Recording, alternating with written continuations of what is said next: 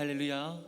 5월의 첫째 주 주일 2부 예배 나오신 우리 중앙의 모든 성도님들을 주님의 이름으로 축복하고 환영합니다.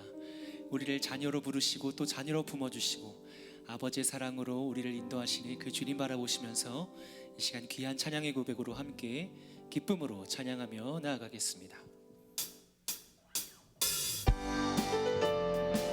우리 박수 치시면서 기쁨으로 찬양합니다. 내 영혼의 햇빛빛이 내 영혼의 햇빛빛이니 주 영광 찬란해. 이 세상 어떤 빛보다 이 빛 더 빛나네. 주의 영광 빛난 빛 내게 비춰주시옵소서. 그 밝은 얼굴 배울 때 나의 영혼 기쁨. 내 영혼에 노래 있으니 내 영혼에 노래 있으니 주 찬양합니다. 주 귀를 기울이시사 다 듣고 계시네. 주의 영광 빛난 빛 내게 비춰주시옵소서. 그 밝은 얼굴 배울 때 나의 영혼 기쁘다. 내 영혼이 봄날 되어서 주 함께 하실 때 그 평화 내게 깃들고 주 은혜 꽃피네. 주의 영광 빛난 빛 내게 비춰주시옵소서. 그 밝은 얼굴 배울 때 나의 영혼 내 영혼에 희락이 있고 내 영혼에 희락이 있고 큰 소망 넘치네. 주 예수 복을 주시고 또 내려주시네. 주의 영광 빛난 빛 내게 비춰주시옵소서. 그 밝은 얼굴 배울 때 나의 영혼 주의 영광 빛난 빛 주의 영광 빛난 빛 내게 비춰주시옵소서. 그 밝은 얼굴 배울 때 나의 영혼 기쁘다.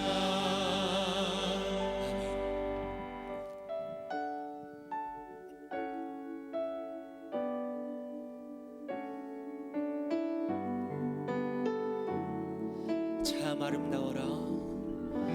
참 아름다워라. 주님의 세계는 저 솔로몬의 옷보다 더 고운 다시 한번 고백하겠습니다. 참 아름다워라. 참 아름다워라. 주님의 세계는 주님의 세계는 저 솔로몬의 옷보다 더 고운 백합화. 주 찬송하는 저 맑은 새소리 내 아버지의 지으신 그 솜씨 깊고 참 아름다워라. 참 아름다워라. 주님의 세계는 저 아침에와 저녁도 밤하늘 빛난 별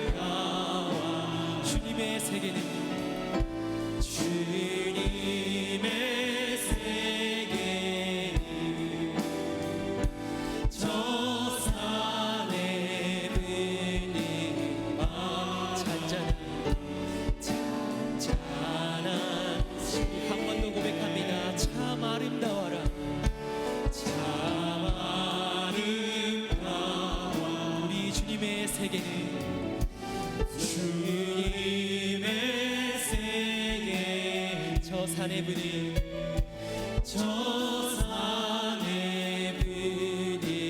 바람과 잔잔한 시내 그 소리 가운데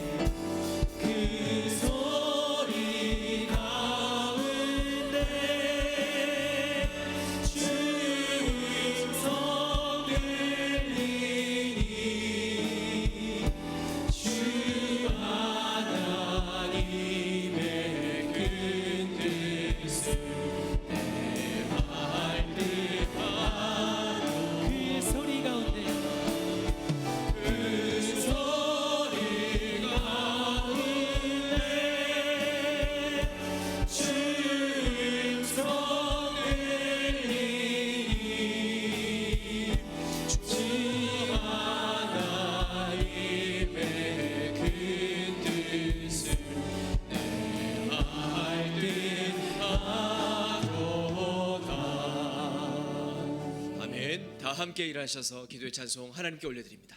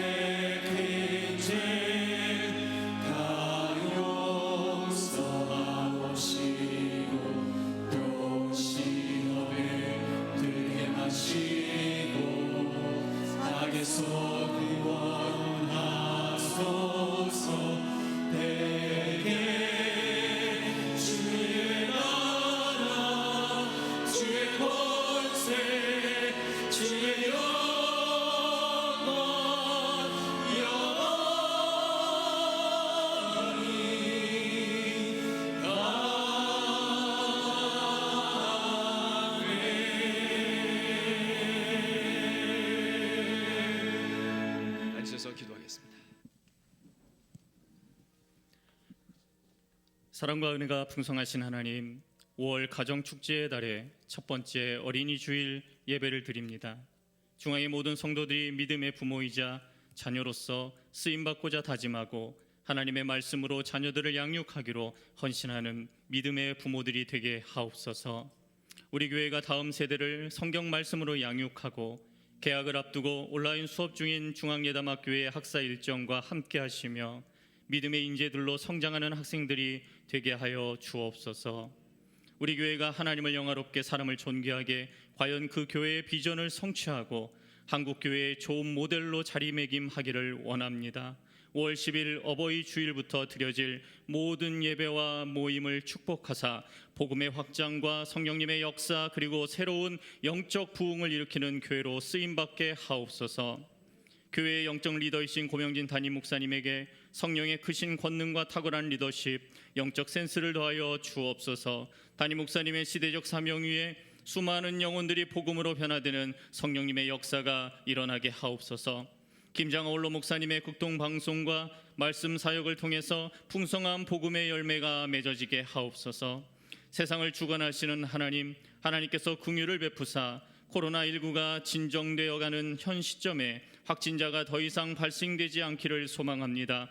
국민들의 삶과 나라의 경제를 안정되게 하시며 전염병으로 고통받는 사람들이 더 이상 발생하지 않게 하옵소서. 문재인 대통령과 정부 관계자들, 질병관리본부와 의료진들이 힘써 수고하는데 끝까지 책임을 다하게 하옵소서. 21대 국회의원 선거 이후 성경적 가치관을 가진 여야 의원들이 충실한 의정활동을 통해서 전 세계 대한민국의 위상을 공고히 하는 기회가 되게 하옵소서. 주일 강단에서 하나님의 말씀을 선포하시는 담임 목사님의 말씀을 통해서 중앙의 모든 성도들이 삶의 변화와 결단이 일어나게 하사 은혜의 시간이 되게 하옵소서. 우리 구주 예수님의 이름으로 기도합니다.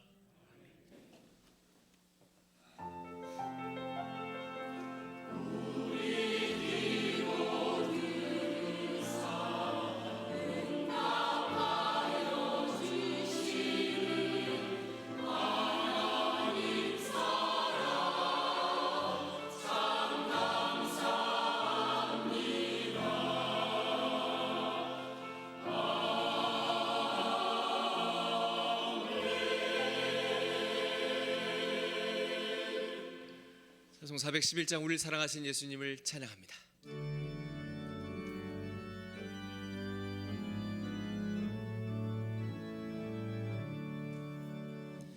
예수 사랑하시는 거룩하신 말일세 우리들은 약하나 예수의 권세만 도다 날 사랑하신 날 사랑하신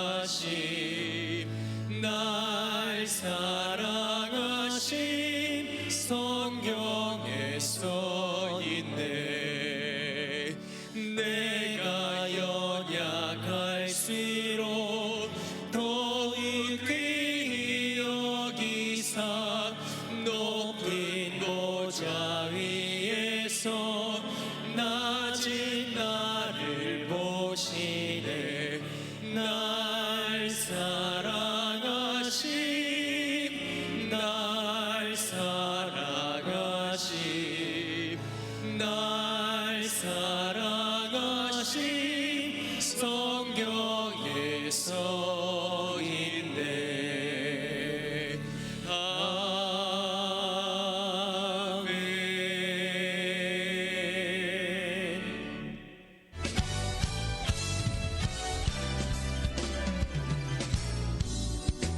담임 목사님과 함께하는 성경 강해와 부목사들의 온라인 바이블 아카데미가 시작됩니다. 위기 속에 있는 현대인들에게 하나님의 말씀은 다시 일어설 수 있는 힘이 됩니다. 우리를 붙잡아 주시는 하나님의 말씀의 자리에 모든 성도님들을 초대합니다.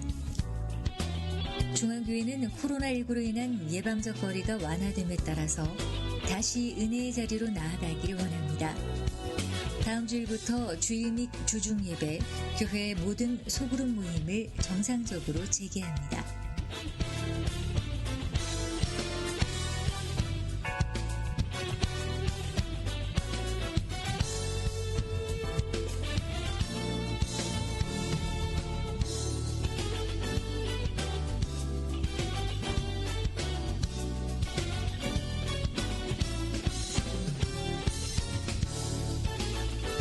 만물이 생동하는 5월 예배 자리로 나오는 중앙의 모든 성도님들이 되기를 바랍니다. 이달 추천 도서는 알렉스 캔드릭, 스티븐 캔드릭의 단단한 기도 공부입니다. 이 책은 성경의 사례들과 개인적 간증, 효과적인 기도의 비결을 소개해 목표를 정조준하는 기도 전략을 세울 수 있도록 방법을 제시해 줍니다. 할렐루야. 5월 첫 주 어린이 주일 2부 예배 함께하고 계신 우리 성도님, 또 영상으로 예배드리고 계시는 중앙의 모든 성도님을 여러분 삶 가운데 하나님의 은혜와 사랑이 가득하길 축복합니다. 오늘은 어린이 주일로 지키고 있습니다. 모두가 어린이와 같은 마음으로 살아간다면 바로 이곳이 천국이 될 줄로 믿습니다. 이 시간 인사 나눌 때요, 아이들과 살짝 웃으면서 또 멀리 떨어져 계시지만 또 손을 흔들어주면서 인사하겠습니다. 하나님은 당신을 사랑하십니다. 저도 당신을 사랑합니다. 또 옆에 자녀분을 함께 예배하고 있다면 너는 하나님의 기쁨이야. 5월에 있던 헌화식과 침례식은 코로나19 바이러스 예방적 안전을 위해 연기됩니다. 침례식은 7월, 헌화식은 12월에 있습니다. 오늘까지 주일 1부에서 5부 예배는 온 오프라인으로 동시로 진행하고 있고요. 지난주와 동일하게 각 교구별로 지정해서 드리고 있는데요. 오후 예배 시간은 4시입니다.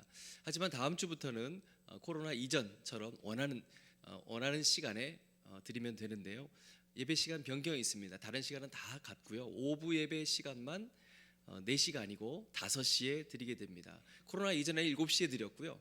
최근에는 4시에 드리는데 5시로 변경되어 드리게 됩니다. 모든 성도님들이 함께 뜨겁게 기도하면서 한 주를 맞이하는 오후 예배가 될 것을 기대합니다. 주일 1부에서 오후 예배까지는 다음 주부터 전격적으로 오프라인 예배로 드리게 되지만 우리 차세대와 중고등부는 한 주를 더 늦게 17일부터 오프라인 예배를 시작하게 됩니다. 기억하시고 참여해 주시기 바랍니다. 담임 목사님 CBS 방송국의 올폰 방송이 내 형제 자매가 구원을 모르다니라는 주제로 5월 7일 목요일 오전 9시 10분에 방영됩니다. 또한 C채널 특집 좌담 코로나19와 총선 이후 한국교회라는 주제로 방영된 내용을 다시 볼 수 있는데요. 교회 홈페이지 팝업창과 또 중앙교회 유튜브 채널을 통해서 다시 시청할 수 있습니다. 많은 관심과 담임 목사님 사역을 위해 기도해 주시기 바랍니다. 온라인 바이블 아카데미 이번 주부터 시작되는데요. 여러분 다 신청하셨죠? 총 4주 과정으로 진행되는데요. 신청하신 분들은 꼭 정해진 시간에 참여해 주시고 아직 신청하지 않으신 분들은 오늘까지 신청하셔서 참여해 주시고 말씀의 능력을 경험하는 우리 모두가 되기를 축복합니다. 매월 첫 주는 선교 헌금을 드리는 날입니다. 우리 성도님들께서 동참해 주시는 선교 헌금은 국내 또 해외 이주민 선교에 귀하게 쓰이게 되는데요. 영혼을 사랑하는 마음으로 기도하시면서 동참해 주시기를 바라겠습니다. 2021년 신임 집사 및 전입 명예재직 지원 안내가 주보에 삽입되어 있습니다. 여러분 내용을 참고하시고 기한과 일정 놓치지 않도록 여러분 지원해 주시기 바랍니다. 오늘 광고에 한 가지 빠졌는데요. 결혼식 안내입니다. 한중선님, 윤수리님의 아들 한동현 군과 우리 교회 이석재 집사님, 이순혜 집사님의 딸 이꽃별양 결혼식이 5월 9일 토요일 오전 11시 30분 수원 노블레스 웨딩 컨벤션 5층 노블레스 홀에서 있습니다. 믿음으로 바로 설 수 있도록 여러분 기도해 주시고 여러분 참여해 주시기 바랍니다. 다른 모든 자세한 안내 사항은 인터넷 주보를 참고해 주시고 준비하신 예물 하나님께 봉헌하겠습니다.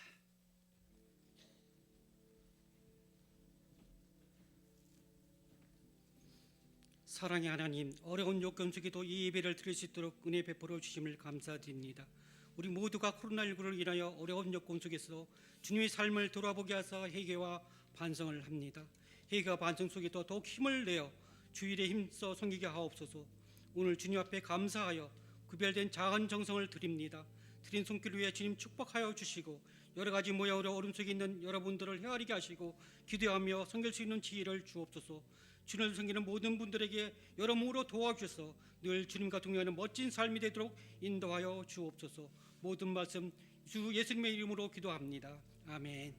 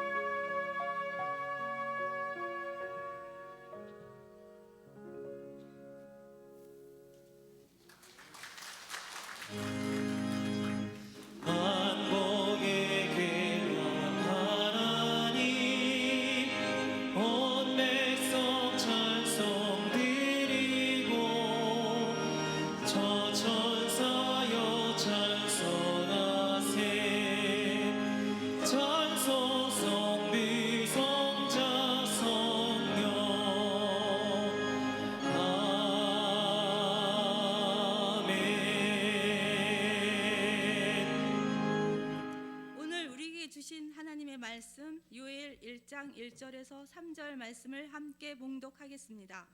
여호와께서 부드엘의 아들 요엘에게 이르신 말씀이라. 늙은 자들아 너희는 이것을 들을지어다.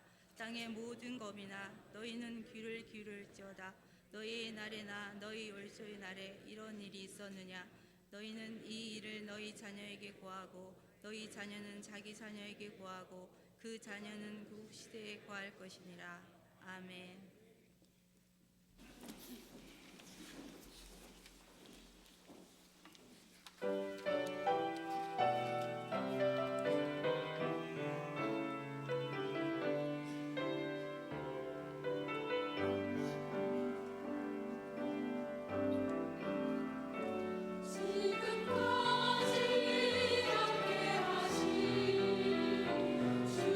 주님을 주신 사랑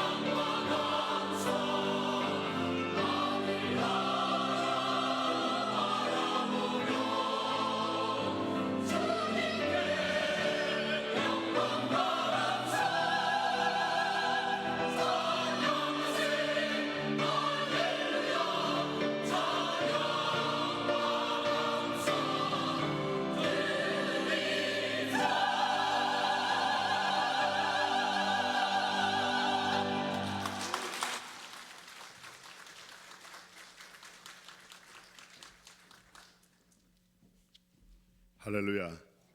아름다운 귀한 찬양 들려주시는 찬양대 진심으로 감사드립니다. 지난주까지 김종인 집사님이 지휘하셨는데 오늘 우리 백승화 지휘자께서 새롭게 또 지휘하시게 되어서 그렇고, 조금 전 봉헌 특별 연주를 해준 우리 주빈이 형제 어저께 제대했죠? 예, 군 생활 복 마치고 제대했는데 큰 격려 박수 한번 해주시면 참 감사드리겠습니다. 네. 우리 주빈이 아빠 손집사님 내외부는 우리 교회 지교로 설립된 유교 목사님 위더스 교회를 섬기는데, 주빈이하고 유빈이는 여전히 우리 교회 열심히 이렇게 잘 섬겨줘서 진심으로 감사합니다. 1년 내에 12달 가정의 달이고 5월은 가정 축제의 달. 5월 첫 번째 주일은 우리가 어린이 주일로, 근데 최근에 어린이 주일뿐만 아니라 청소년들도 함께 생각하는 청소년 주일로 지키곤 합니다. 대한민국 현재 가장 큰 문제는 사실 청소년의 문제, 다음 세대의 문제 이렇게 표현하지만 결국 따지고 보면 저출산의 문제가 가장 심각한 문제가 아닐까 생각이 되어집니다. 2010년 기준으로 우리나라의 유치원부터 고등학생 총 숫자가 782만 3천 명이었는데 2017년도에는 646만 9천 명, 상당히 많이 줄었죠.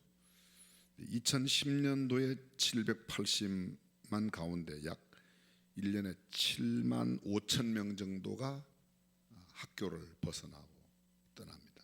0.96%입니다. 2017년도에는 5만 9천 명이 학교를 떠났습니다. 0.91%. 쉬운 말로 100명 가운데 1명 정도가 중간에 학교를 떠났다.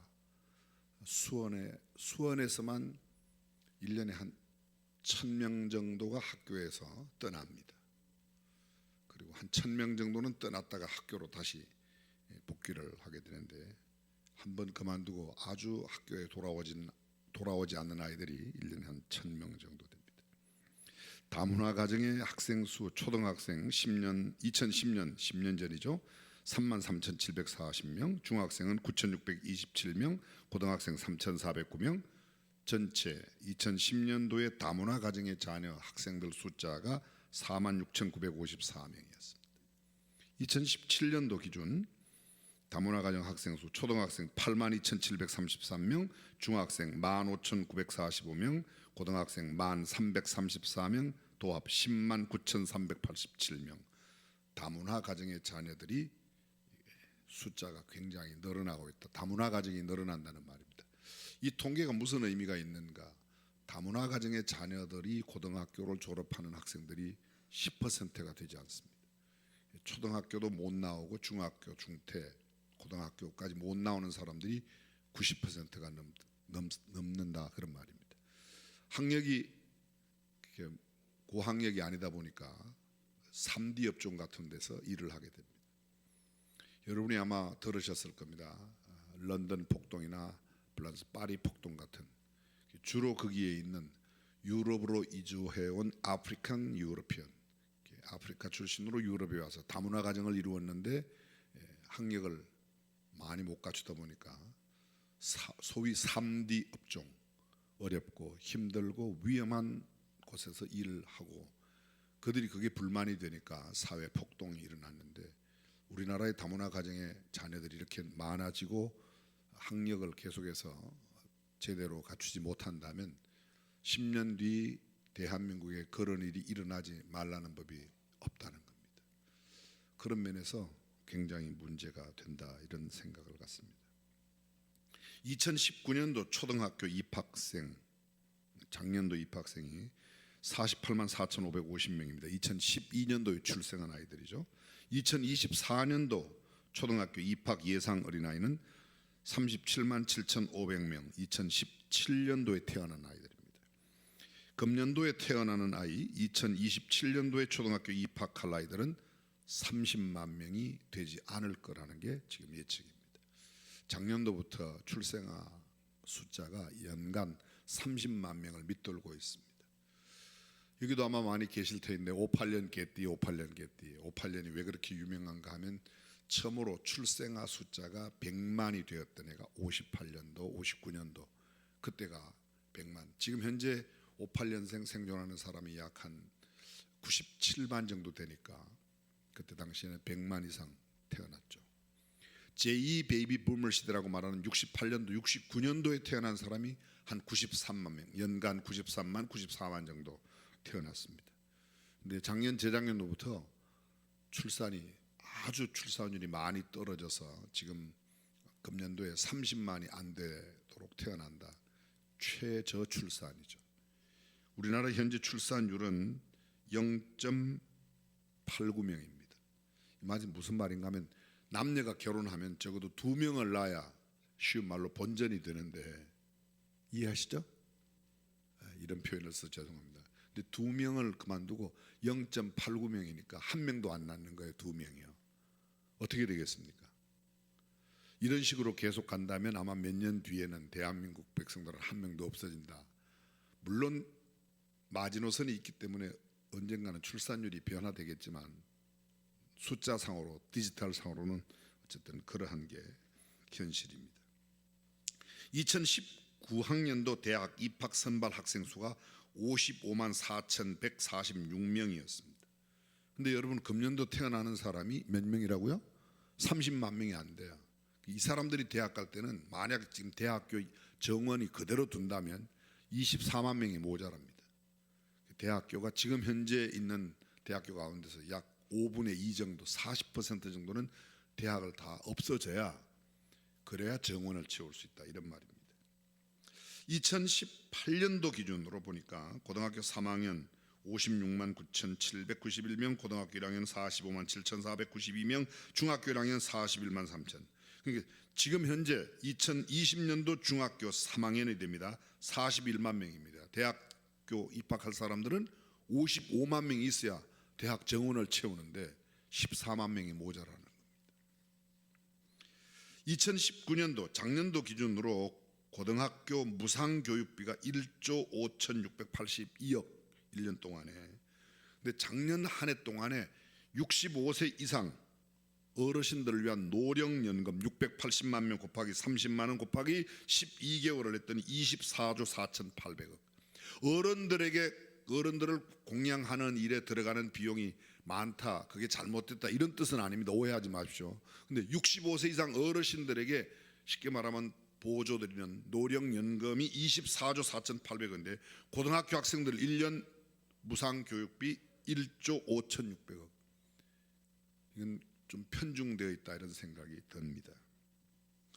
우리나라 현재 초중 고등학생 1년 교육비 총액을 따지면 교육부 발표에 의하면 약 13조가 됩니다. 그런데 아까 우리가 학교를 떠난 아이들, 탈학교 아이들, 초중 고등학교가 0.96명, 0.91명. 쉽게 말하면 100명 가운데 한 명, 1000명 가운데 9명이 학교를 떠난다고 이렇게 됩니다.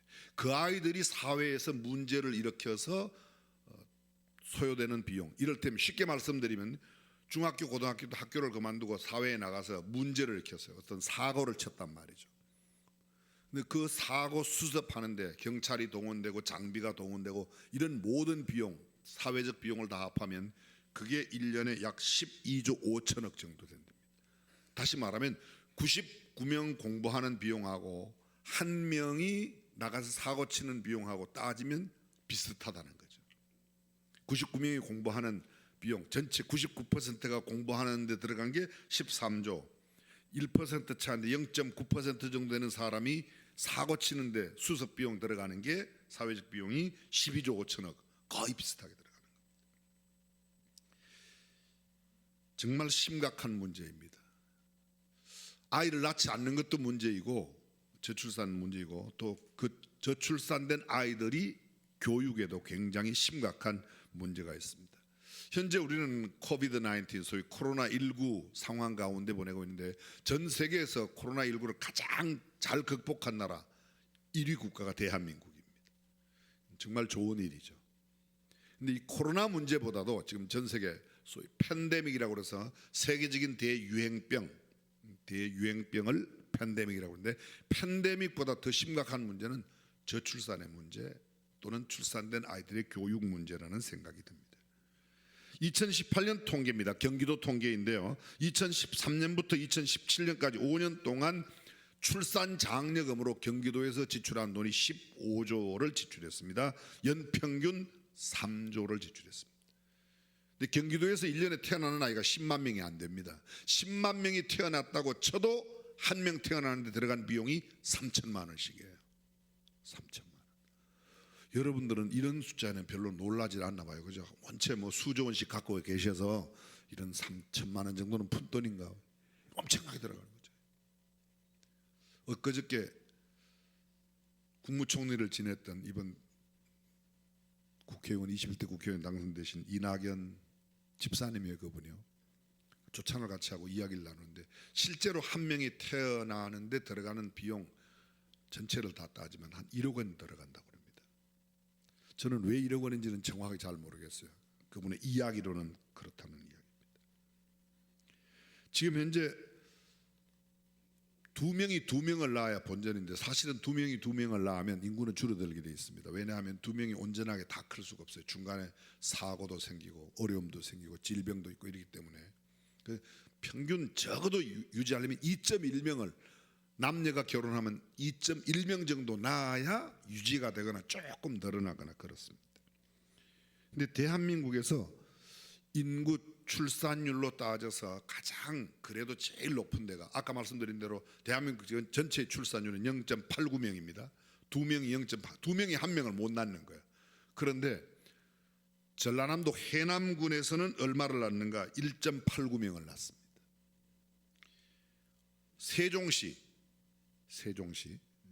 특별시로 되어 있는 세종시가 2.0명, 제일 많이 출산하는. 그나마 그래도 현상 유지 가깝게 되는 겁니다. 해남이 어떻게 그렇게 출산율이 높은가? 해남군에서 정책을 폈습니다. 결혼하면 일단 결혼하는 부부에게 100만 원을 주고 결혼하고 1년 동안 해남군에 살면 또 100만 원을 주고 외부에서 부부가 이사를 와서 해남군에 정착하면 1년 처음에 세대가 전체 전입해 올 때 20만 원 해남사랑 쿠폰을 주고 그 다음에 1년 동안 공공시설 사용에 50% 감면을 해준답니다. 첫째 아이가 태어나면 300만 원, 둘째 아이가 태어나면 350만 원, 셋째 아이가 태어나면 600만 원, 넷째 아이가 태어나면 720만 원. 아까 3천만 원은 안 놀라시더니 300만 원 이런 데 놀래. 이게 실제 금액인가 봐요. 그죠? 우리 교회에서는 4명을 낳으면 부부 성지순례 비행기표를 드려요. 여의도 순복음교회에서는 첫째 아이를 낳으면 200만 원, 둘째 아이 낳으면 300만 원, 넷째 아이를 낳으면 1,000만 명을 드리기로 파격적으로 올렸는데 구로구 쪽에 가난한 동네에서 아이들을 굉장히 많이 낳는다. 지금 우리나라 전국의 대학생 선교회 CCC에 등록된 인원이 등록된 대학생들이 28,000명. 그 28,000명을 지도하고 가르치는 간사가 1,600명인데 1,600명 가정에 자녀는 평균 3.2명이 됩니다. 물론 3명 이상 낳은 가정도 있지만 2명 낳고도 1명을 입양하거나 이렇게 해서 평균 자녀 수가 3.2명이라고. 근데 전체 대한민국 전체 인구는 2명당 0.89명이니까 한 명을 낳지 못하는 거예요. 출산 못지않게 중요한 것이 바로 교육이죠. 교육 없이 미래 없고 훈련 없이 성숙 없다는 말이 있습니다. 우리 교회에서 자주 쓰는 말입니다. 무엇을 배우고 어떤 것을 배우느냐에 따라서 그들의 삶이 결정됩니다. 배운 대로 살아갑니다. 노래 배운 사람 성악가가 되든지 가수가 됩니다. 의학을 공부한 사람 대체로 의학 분야에서 일합니다. 간호학을 공부한 사람 간호사로. 교육, 자기가 배운 교육, 쉽게 말하면 교육학을 배워서 수학을 배운 사람은 수학교사, 과학을 배운 사람은 과학교사, 거의 그렇게. 도자기를 배운 사람은 도공으로 살아갑니다. 이렇듯 사람들은 거의 그들이 배운 대로 살아가게 되어 있습니다. 이를테면 신학을 공부한 사람은 신학자나 목사, 선교사, 운전을 배운 사람은 운전기사, 농사를 배운 사람은 농사, 업을 배운 사람은 업으로, 장사를 배운 사람은 장사. 나는 배운 게 없어 장사한다? 아닙니다. 장사하는 것을 배운 것이죠. 그렇습니다. 우리가 어떤 것을 배우느냐 하는 것은 정말 중요한 일이죠. 근데 그것을 배우고 잘 가르치는 일. 오늘 성경 본문 요엘서 1장 1절에서 3절까지 여호와께서 부두엘의 아들 요엘에게 이르신 말씀이라고 시작합니다. 부두엘이란 뜻은 하나님의 사람이란 뜻이고 요엘이란 말은 여호와가 하나님이시다 그런 말입니다. 여러분 엘리야의 뜻이 뭐라고 그랬죠? 엘리야 잊어주셔서 감사합니다. 엘 하나님, 리 네 나의 하나님은 야외, 야외가 나의 하나님이시다. 나의 하나님은 여호와시다. 하나님이 뭐라고 그랬습니까? 나의 큰 힘, 큰 힘이 하나님이에요. 나의 큰 힘, My God is Jehovah. 여호와가 나의 큰 힘이다. 그런 뜻입니다. 하나님의 사람이 아들을 낳고 요엘이라고 아들의 이름을 지었어요. 야외가 하나님이시다. 그 야외가 이 요엘을 통해서 하시는 말씀, 늙은 자들아 너희는 이것을 들을지어다. 땅의 모든 거민아 너희는 귀를 기울일지어다. 너희의 날에나 너희 열조의 날에 이런 일이 있었느냐? 무슨 말입니까? 늙은 이들아 이것을 들어라. 땅의 모든 거민아 너희는 귀를 기울이라. 하나님의 말씀을 기울이라. 그런데 봐라, 너희가 이때껏 너희 열조에게서도 너희 대에서도 본 일이 없는 소위 전무한 현상을 너희가 보게 될 것인데 3절 너희는 이 일을, 너희가 보는 이 일을 너희 자녀에게 구하고 너희 자녀는 자기 자녀에게 구하고 그 자녀는 후세대에 구할 것입니다. 무엇입니까? 하나님께서 보여주시는 일, 하나님께서 너희에게 말씀하시는 이 일, 하나님께서 너희에게 행하시는 이 일을 너희 자녀에게, 그 자녀는 또 그 자녀에게, 그 자녀는 그 후대에 대를 이어서 이 말씀을 들으면 여러분들이 아마 떠오르는 말씀이 있을 겁니다. 사사기 2장 8절 이하에 보면 요수아 세대의 사람들이 다 그 열조에게로 돌아갔습니다. 장례를 지냈습니다. 성경은 이렇게 말합니다. 여호와의 중 눈의 아들 요수아가 110세의 죽음에 무리가 그의 기업 경내 에브라임 산지 가산 북 딥낫 헤레스에 장사하였고 그 세대 사람도 다 그 열조에게로 돌아갔고 그 후에 일어난 다른 세대는 제가 늘 말씀드리지만 이게 다른 세대가 다음 세대가 아니라는 거죠. Next generation이 아니라 another generation, different generation. 앞 세대와는 전혀 다른 세대가 여호와를 알지 못하며 여호와께서 이스라엘을 위하여 행하신 일도 알지 못하였더라. 그 다음에 나오는 구절이 그래서 그들이 악을 행하고 바알들을 섬기고 그들의 열조의 하나님 여호와를 버리고 다른 신을 섬겼으므로 여호와께서 크게 진노하사 그들을 진멸하셨다. 이렇게 되어 있습니다. 그 선대의 사람들은 하나님도 알고 하나님께서 행하신 일도 알았는데 그 일을 그 자녀 손들에게 이르지 않았다는 겁니다. 오늘 요엘을 통하여 하나님께서 나올 때 너희가 지금 보고 경험하는 일, 하나님께서 너희에게 보여주시고 들려주시는 이 일과 이 말씀을 너희 자녀에게 구하고 그 자녀에게 구하고 후대에게 계속해서 하나님의 말씀을 가르치라는 겁니다. 그런데 그것을 가르치지 않은 다른 세대들은 하나님을 떠나서 죽게 된다, 그런 말이죠. 오늘 설교의 제목이 위대한 유산입니다. 위대한 유산. 미국의 16대 대통령인 에이브러함 링컨, 어머니 낸시는 개척자의 아내로서 무수한 고난과 빈곤과 싸우면서도 링컨에게 두 가지를 남겨주고 두 가지를 교훈합니다. 얘야, 나는 너를 두고 하나님 앞으로 먼저 간다. 나는 네게 좋은 집도 좋은 땅도 많은 재산도 물려주지 못한다. 그러나 나는 네게 이 성경책 한 권 그리고 다른 책들을 유산으로 너에게 주고 간다. 너는 한평생 이 가운데 있는 말씀을 보배로 삼고 재산을 삼고 양식을 삼아 이 교훈대로 살아 나아가거라. 그러면 내 길이 형통할 것이다. 아주 어렸을 때부터 자신의 얘기보다는 성경이 그에게 무엇라고 말씀하시는지 하나님께서 들려주시는 이야기의 귀를 기울이라고 낸시, 엄마 낸시가 가르칩니다. 그런데 이 낸시는 독풀을 먹은 젖소에게서 낳은 그 우유를 먹고 링컨이 9살 되던 해에 엄마가 세상을 떠납니다. 그리고 다른 엄마를 맡게 됩니다. 두 번째 맞이한 엄마 토마스, 링컨의 두 번째 아내가 사라라는 여인인데 이 사라 역시 똑같은 성경 교훈을 갖고 에이브러함 링컨을 가르치는 겁니다.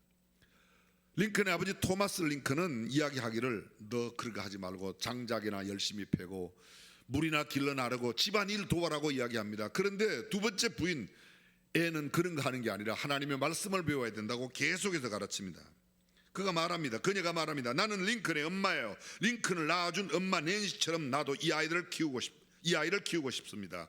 낸시는 성경의 가르침과 책의 가르침을 통하여 아이를 양육했습니다. 저도 그렇게 성장시키고 싶습니다. 협력해 주세요.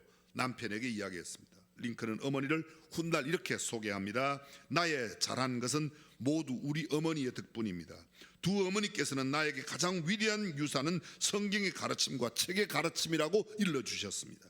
이렇게 하나님의 말씀을 어머니에게 유산으로 물려받은 링컨, 우리가 잘 아는 미국 역대 대통령 가운데 가장 위대한 노예 해방을 하였고 남북전쟁에 승리해서 수많은 사람들을 자유로 인도했습니다. 가장 정직한 왕, 가장 존경받는 미국의 역대 임금, 왕이라고 그러죠. 임금, 아니 대통령, 그가 바로 에이브라함 링컨입니다. 오바마 대통령이 바로 트럼프 직전에 대통령을 했는데요. 오바마 대통령이 처음 대통령에 취임하고 난 이후에 한국의 엄마, 한국 교육을 여러 번 이야기했어요. 아마 그는 지금도 대통령이 물러났지만 그런 생각을 가지고 있을 겁니다. 유독 자녀들의 교육에 대해서. 근데 여러분, 진짜 우리가 시키고 있는 교육이 얼마나 바람직한 교육을 잘 시키고 있는지. 아이들은 삶을 통하여 보여준 것을 배우지 귀로 들려준 말씀, 엄마 아빠의 이야기로만 배우는 것은 아니라는 겁니다. 어느 평범한 가정에 6살 아주 똑똑한 아들이 있었습니다. 엄마 아빠가 싸우는 걸 지켜보고 있었습니다. 싸울 때마다 아빠는 엄마에게 인연이라고 그러고 엄마는 남편에게 이놈이라고 그럽니다. 그 집에 부부 싸움하면 이놈 전연 이렇게 해나 봐요. 그래서 어느 날 부부가 막 또 그렇게 이놈 전연하면서 싸우는데 이걸 지켜보던 6살 아들이 아빠 년이 무슨 말이야? 갑작스런 질문에 아빠가 당황하면서 어른들이 여자를 부를 때 그렇게 하는 말이란다. 엄마에게 물어 엄마 놈은 뭐야? 남편처럼 그거 어른들이 남자를 부를 때 놈이라고 하는 거야. 그 아이가 할머니 댁에 놀러 갔습니다. 할머니에게 얘기했습니다. 할머니 아빠 엄마가 인연 이놈 그랬어요. 그랬더니 할머니가 말을 합니다. 지랄들 하고 자빠졌네. 아이가 할머니에게 물었습니다. 할머니 지랄들 하고 자빠졌네가 무슨 말이야? 할머니 역시 갑작스러운 이 아이의 질문에 그거 잘했다고 박수치는 거야. 그 아이가 유치원에 갔습니다. 유치원인데 원체 똑똑해서 재롱잔치 발표회 사회를 보았는데 큰 난리가 났습니다. 다 끝나고 난 뒤에 애가 앞에 나가서 이 사회 본 6살 아들이 똑부러지게 이야기를 하는 겁니다. 똑똑하게 이야기하기를 이 자리에 오신 모든 년놈들 다 함께 지랄하고 자빠집시다 그러더라고요. 그냥 성경을 이야기한다고 성경을 배우는 게 아니라 성경대로 살아가는 삶을 보여주지 않으면 교육의 효과가 없다는 말이죠. 언젠가 그런 말씀드렸습니다. 이건 우리 집에 있었던 일입니다. 저희는 4남매가 자랐는데요. 우리 시골집은 막 집안에서 막 콩콩거리면 이렇게 벽에 흙이 막 이렇게 잘 무너 이렇게 흘러내리고 막 부딪히고 이러면 또 그러는. 그럼 부엌에서 우리 어머니가 부엌에 일을 하시다가 좀 조용하라고 막 난리를 소리를 지릅니다. 좀 조용해라, 명치라, 조용해라. 그럼 제가 또 목소리가 보통 겁니다. 알았어요, 조용할게요. 이게 조용한 거죠? 조용한 게 아닙니다. 조용하라는 말의 내용을 들었어요. 그런데 조용하지 않습니다. 소리를 지르는 겁니다. 근데 어머니가 들어오셔서 쉿, 야, 목사님 오셔. 쉿. 그러면 전부 다 쉿, 이렇게 되는 겁니다. 행동을 보고 배우지 말한 내용대로 배우는 게 아니라는 겁니다. 다시 말하면 성경 말씀을 들려준다고 성경 교육 잘한 게 아니라 성경대로 살아가는 삶의 내용을 보여주어야 교육이 그대로 된다는 것이죠. 그렇습니다. 교육이 무엇입니까? 가르침입니다. 훈련한다, 연단한다는 모르는 것을 깨우쳐서 그 가르침대로 살게 하는 것, 그게 교육입니다. sui education, 교육이라는 말의 라틴어 원어 전에 말씀드렸습니다. 찾아내다, 발견하내다, 끄집어내다. 사람들 안에 넣어놓으신 하나님께서 이 학생 속에 넣어놓으신 재능과 탤런트, 어떤 기술을 갖고 있는가를 알아내서 그것을 발견해내고 그대로 살아갈 수 있도록 깨우쳐주고 지도해주고 가르치는 것, 그게 교육이란 말이에요. 꼬집어 죄송합니다. 대한민국의 교육은 지금 현재 대학 입학 시험 문제 답 잘 쓰는 기술자 잘 길러내면 좋은 학교라고 그래요. 입시 문제 답을 잘 쓰는 사람 만들어내고 고시 문제 답 잘 쓰는 사람, 그럼 좋은 학원이라고 그러죠. 좋은 학원.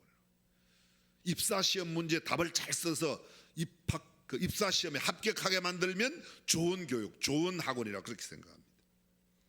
성경은 그렇게 말하지 않습니다. 하나님을 가르치고 하나님께서 행하신 일을 잘 깨우쳐 그것을 잘 새기고 하나님의 말씀대로 살아가는 삶을 살도록 하는 것이 좋은 교육이라고 말하고 있습니다. 잠언 22장 6절에 마땅히 행할 길을 아이에게 가르치라. 그리하면 늙어도 그것을 떠나지 아니하리라. 보십시오. 마땅히 행할 길을 아이에게 가르치라. 누구에게요? 아이에게 가르치라. 누가 가르쳐요? 교육의 1차적인 책임은 부모에게 있다고 말합니다. 우리는 학교 선생님이라고 생각해요. 주일학교 선생님이라고, 교회 목사 전도사라고 생각. 그렇지 않습니다.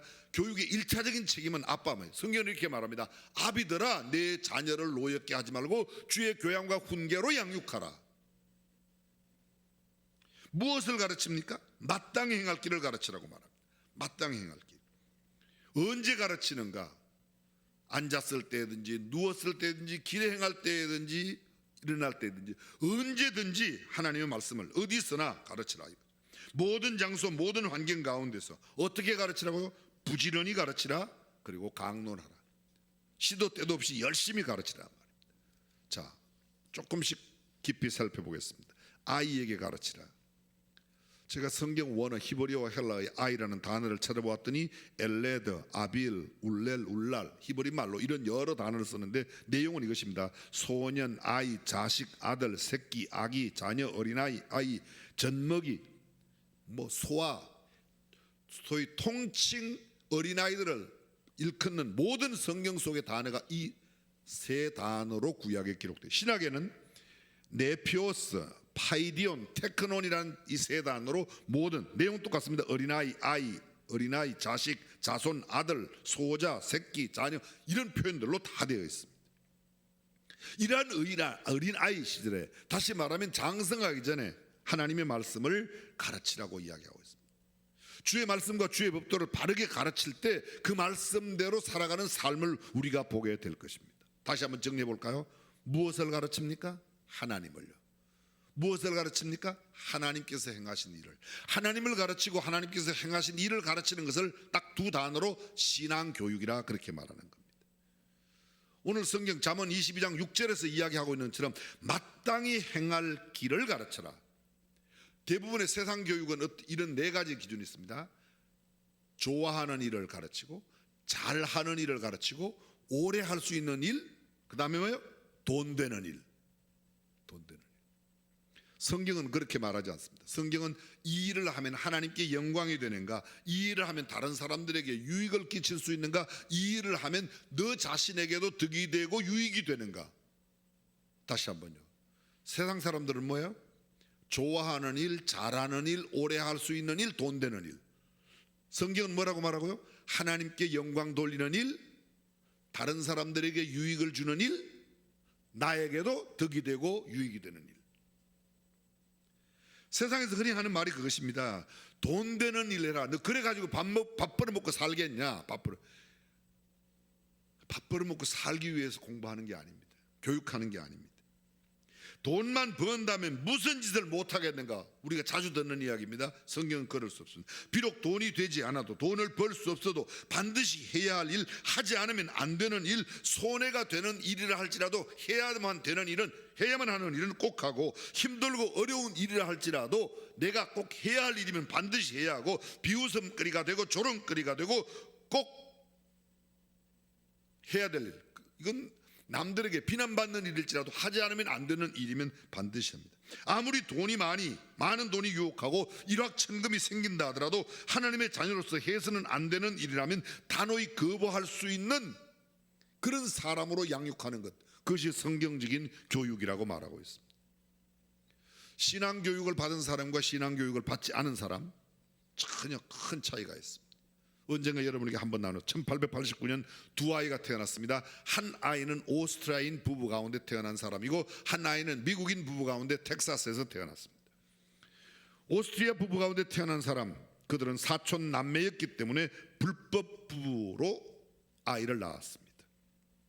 아버지는 몹시 성미가 급했고 어머니는 주부로서의 일이나 엄마로서의 일에는 흥미가 없이 바깥 사교 생활에만 흥미를 느끼고 나다니기만 했습니다. 그러다가 아버지는 죽고 어머니는 이 아이를 알코올 중독자인 이모에게 맡기고 숙모에게 맡기고 자신은 집을 나가버렸습니다. 혼자 사는 이 16살 된 소년은 학교를 중퇴하고 가출했습니다. 닥치는 대로 일을 하며 연명하다가 결국 독일군 군대에 들어갔습니다. 제1차 세계대전 당시에 독일이 패전한 후 그는 정계에 투신해서 극렬분자로 활동을 했습니다. 반란 음모에 참여했다가 투옥되어 다시는 정계에 나서지 않겠다는 서약을 하고 추록하였지만 더욱 맹렬히 정치활동을 펴나갔고 결국 1933년 독일 군대의 절대 영도자인 총통의 자리에 올라갔습니다. 그의 이름은 우리가 너무도 잘 알고 있는 아돌프 히틀러입니다. 그로 인해 독일과 전 세계가 전쟁에 휘말렸습니다. 그 얼마 지나지 않아서 그는 끔찍한 일을 저지릅니다. 소위 유태인 대학살. 게르만 민족의 혈통만 전통적인 혈통이라고 생각하고 정통 혈통으로 믿고 유태인들을 학살해서 600만 명을 학살합니다. 악명 높은 사람으로 그에 대한 이야기는 지금도 세계 수많은 사람들에게 반면교사 교육을 하고 있습니다. 같은 해 1889년 다른 한 아이가 미국의 텍사스 주에서 태어났는데 이 소년은 아버지와 어머니가 사랑을 흡족히 나누는 아주 독실한 그리스도인 가정에서 태어났습니다. 그 부모는 이 아이를 신앙으로 양육하는 것에 대도시 텍사스 달라스 그쪽으로 좋지 않다고 생각하고 캔자스의 농촌으로 이사를 갔습니다. 그 이유는 농촌 생활이 아이의 신앙 생활에 절대 유익하다고 신앙의 기준을 따라서 신앙생활 잘하는 동네로 이사를 간 겁니다. 아버지는 소년에게 하나님을 두려워하라는 가훈을 전해주었습니다. 가족 모두가 교회의 가장 적극적인 봉사자로 이름을 높였습니다. 소년은 어른으로 성장해서도 어머니의 두 팔에 안겨 간곡하게 기도하던 매일 저녁의 일과를 기억하고 있으며 그도 그렇게 살았습니다. 이 소년도 군대에 흥미를 느끼고 웨스트포인트 미 육군 사관학교에 입학했습니다. 1944년 이들 두 명의 동갑내기는 전투에서 서로 맞부닥칩니다. 11개월에 걸쳐 히틀러 연합군 사령관과 드와이트 아이젠하워 장군 그들이 싸웠습니다. 패전한 히틀러는 1945년 4월 30일 지하 방공 대피소에서 스스로 목숨을 끊은 반면에 이 소식을 접한 전 세계 박수 갈채를 보냈는데 한편 아이젠하워는 1969년 80세에 평화롭게 눈을 감고 열조의 무덤으로 돌아갔습니다. 이 아이젠하워가 우리가 대한민국과도 연관이 있습니다. 6.25 사변 때 맥카드 장군이 인천 상륙 장전을 허락한 임금이 아니 대통령이 아이젠하워 대통령. 믿음으로 자란 사람하고 그렇지 못한 가정에서 잘못된 교육을 받고 자란 사람, 단지 총통이 되고 대통령이 된 것을 따진다면 그들의 리더십이 별 차이가 없다고 생각할지 모르지만 인류 역사에 끼친 영향은 전혀 반대가 되고 있습니다. 신앙교육, 올바른 교육, 성경적인 교육이 미래를 만들고 내일을 밝힙니다. 사랑하는 성도 여러분, 저와 여러분들이 우리에게 주어진 자녀들과 우리의 후손들에게 주의 말씀과 주님을 바르게 가르칠 수 있는 교육을 해야 될 줄로 믿습니다. 신명기 6장 4절이야. 그저께 5월 1일 날 월삭 새벽기도에 제가 이 말씀을 함께 나누었습니다. 한번 들어보십시오. 6장 4절 신명기. 이스라엘아 들으라. 우리 하나님 여호와는 오직 하나인 여호와시니 너는 마음을 다하고 성품을 다하고 힘을 다하여 내 하나님 여호와를 사랑하라. 오늘날 내가 네게 명하는 이 말씀을 너는 마음에 새기고 네 자녀에게 부지런히 가르치며 집에 앉았을 때든지 길에 행할 때든지 누웠을 때든지 일어날 때든지 이 말씀을 강론할 것이며 너는 또 그것을 내 손목에 매어 기호를 삼으며 내 미간에 붙여 표를 삼고 또 내 집 문설주와 바깥문에 기록할지니라. 이스라엘 사람들이 늘 이야기하는 쉐마라는 겁니다. 쉐마. 그렇습니다. 하나님의 법도와 하나님의 율례대로 가르친 교육과 우리가 일반적으로 생각하는 세상에서 돈 잘 버는 거, 출세하는 거, 좋은 직장 가는 거 많이 이야기하고 있는 그런 것들이 아니라는 겁니다. 하나님의 법도와 율례와 규례를 바르게 가르쳐 그 말씀대로 살아가는 것이 참된 교육인 줄로 믿습니다. 사랑하는 성도 여러분, 우리에게 주어진 교육의 기회에 많은 자녀들을 붙여주셨고 후학들을 붙여주셨는데 그들에게 무엇을 가르쳐야 할까? 하나님의 말씀, 하나님을 가르치는 저와 여러분이 될 수 있기를 주님의 이름으로 축원합니다. 폴이라고 하는 10살이라는 꼬마가 있었습니다. 미국 당시에 무디라고 하는 유명한, 우리 잘 알고 있는 이 부흥사가 콜로라도 덴버시에서 집회를 하고 있었는데 이 10살 폴이 그 집회에 참여하고 싶었습니다. 어린 폴은 무디가 설교하는 그 집회 장소에 갔지만 그 집회 장소를 지키는 안내원이 어린아이는 들어가지 못한다고 이야기했습니다. 꼬마는 계속 들어가겠다고 안내하는 그 우셔는 들어가지 못하게 계속합니다. 그는 울기 시작했습니다. 그 울음소리가 얼마나 컸는지 모릅니다. 점점 커져 건물 전체가 울릴 정도로 소리가 커졌습니다. 그때 마침 아주 근사하게 연미복을 입은 한 신사가 들어옵니다. 아이가 우는 모습을 보고 너 왜 이렇게 우냐? 그랬더니 그가 하는 말이 제가 오늘 무디 목사님이 설교를 한다고 그래서 설교가 듣고 싶어서 여기 왔는데 저 안내하시는 분이 나를 못 들어가게 해서 그렇다고. 그랬더니 이 연미복을 입은 신사가 너 내 옷자락만 잡고 따라오면 내가 무디 옆에 세워주겠다고 그랬어요. 따라 들어가더니 그분이 강대상 위로 올라가는 거예요. 아이도 따라 올라갔어요. 그분이 무디예요. 저는요 무디 목사님의 설교를 들으려고 왔어요. 저는 오래전부터 그분의 말씀을 듣고 싶어 했거든요. 왜냐하면 그분이 미국에서 최고로 설교를 잘하시는 분이니까요. 그런데 이 아저씨가 저를 보고 어린애는 들어갈 수 없다고 못 들어가 하시잖아요. 그의 그 말을 들었더니 무디가 그 아이를 강대석까지 데리고 가서 하나님의 말씀을 들려주었습니다. 두말할 것 없이 그 아이는 훌륭한 사람이 되어 수많은 사람들을 주님께 인도하는 하나님의 사람이 되었다고 하는 이야기입니다. 사랑하는 성도 여러분, 주의 말씀과 법도와 율례를 바르게 가르쳐 우리의 자녀 손들이 하나님의 법도 가운데 하나님의 놀라운 축복을 누리며 살아가는 복된 삶 살아가시기를 주님의 이름으로 축원합니다. 마지막 하나만 이야기하고 설교를 맺겠습니다. 어떤 미션 스쿨의 교장 선생님이 그 학교 학생들에게 성경 테스트를 하러 온 목사님에게 말을 건넸습니다. 목사님, 저는 우리 학교 학생들이 십계명을 잘 알고 있다고 믿고 있습니다. 목사님이 교장 선생님이 그러나 이 학생들이 정말 성경을 잘 이해하고 있는지 의심이 가는데요. 한번 테스트 해보라고 그랬습니다. 그러자 목사님이 한 아이에게 이름을 불러서 5계명을 외워봐라 그랬더니 부모를 공경하라 그대로 답을 했습니다. 그게 무슨 뜻이니 물어봤더니 이 아이가 얼굴이 밝아지면서 부호를 이야기하는데 작은 소리로 가만히 들어보았습니다. 어제 저는 산에 올라갔습니다. 그런데 거기서 이상한 사람을 만났습니다. 저는 그 사람과 같이 함께 등산을 계속하였는데 등산하는 도중에 날카로운 돌에 내 발이 찔려 피가 나기 시작했습니다.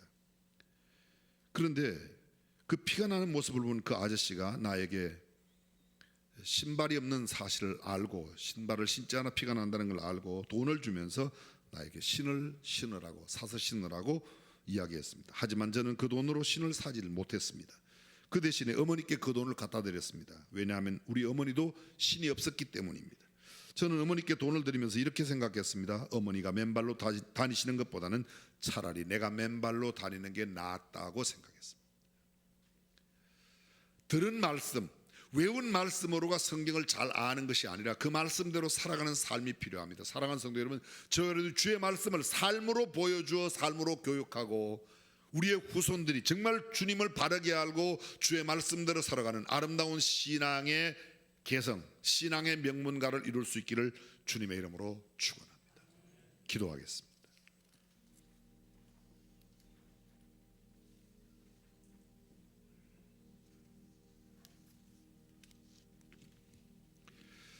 지식으로 성경을 많이 아는 사람들이 세상에 참 많이 있습니다. 그러나 하나님 말씀대로 살아가는 사람은 그렇게 많지를 않습니다. 그래서 성경 교육이 제대로 이루어지지 못하고 있는지도 모르겠습니다. 교회 예배당을 오래 다닌 것은 참 귀한 일입니다. 성경을 많이 지식적으로 알고 있다는 것이 얼마나 복된 일인지 모릅니다. 그러나 그 말씀대로 사는 삶이 없다면 그렇게 중요한 것은 아닙니다. 그렇게 대단한 것도 아닙니다. 비록 몇 구절, 비록 짧은 성경 지식이라 할지라도 말씀을 행동으로 살아가는 삶, 그것이 참된 신앙 교육이고 성경적인 교육이 아닐까요? 전능하신 우리 하나님, 우리 교회 내에 하나님의 말씀대로 살아가는 삶이 풍성하고 그 말씀을 삶으로 가르치는 교육이 넘쳐 신앙의 명문가가 일어나고 수많은 우리 교회 출신 학생들이 이 민족의 소망이 되고 나라의 기둥이 되고 역사의 거룩한 흔적을 남기는 하나님의 사람이 되게 하옵소서. 예수님의 이름으로 기도합니다. 아멘. 다 함께 일어나셔서 사랑하는 자녀 또 가족을 축복하면서 찬양합니다.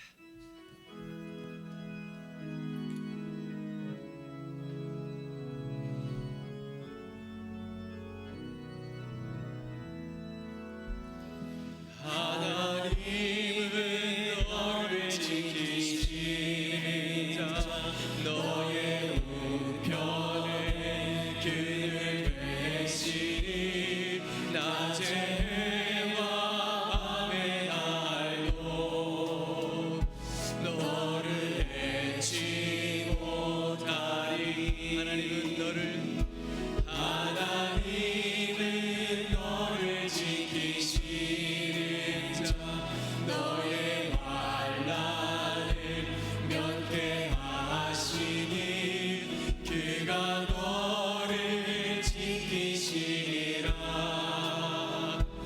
너의 출입을 지키시리라.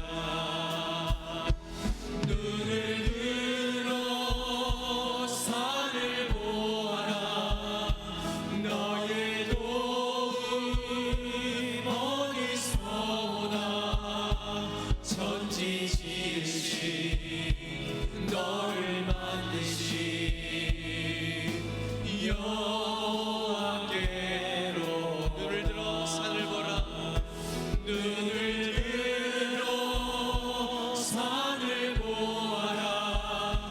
너의 도움 어디서 오나. 천지 지으신 너를 만드신